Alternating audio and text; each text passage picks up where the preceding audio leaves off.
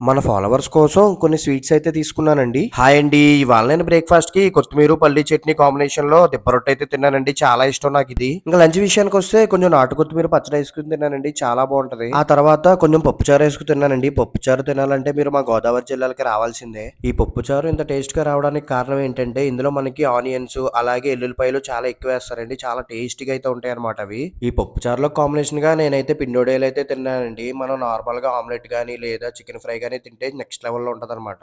కానీ ఇవాళ ఫ్రైడే అండి. నేను వెజ్ అందుకనే నేనైతే పిండోడియాలు అయితే తిన్నాను. ఇంకా లాస్ట్‌లో అయితే గడ్డ పెరుగు అలాగే ఆవకాయ కాంబినేషన్ అండి. ఈ కాంబినేషన్ అంటే నాకు చాలా ఇష్టం. ఆ 2 అలా మిక్స్ చేసుకొని తింటే నెక్స్ట్ లెవెల్‌లో ఉంటదనమాట ఫీలింగు. ఆ తర్వాత కొంచెం గ్యాప్ తీసుకొని కొన్ని తేగలు అలాగే కొన్ని బొబ్బాస్కాయ ముక్కలైతే తినేసానండి. ఇక ఈవినింగ్ అలా బయటికెళ్ళి మన రాజమండ్రి ఫేమస్ రోజ్ మిల్క్ అయితే తాగేసానండి. ఇంక మన ఫాలోవర్స్ కోసం కొన్ని స్వీట్స్ అయితే తీసుకున్నాననమాట. ఆ వస్తూ వస్తూ ఒక ప్లేట్ పునుకులు తినేసి ఆ తర్వాత ఇడ్లీ విత్ పప్పుచారు అనమాట. చాలా బావుంటదండి ఈ కాంబినేషను. అలా మన డే 2 అయితే ఎండ్ అయిపోయింది.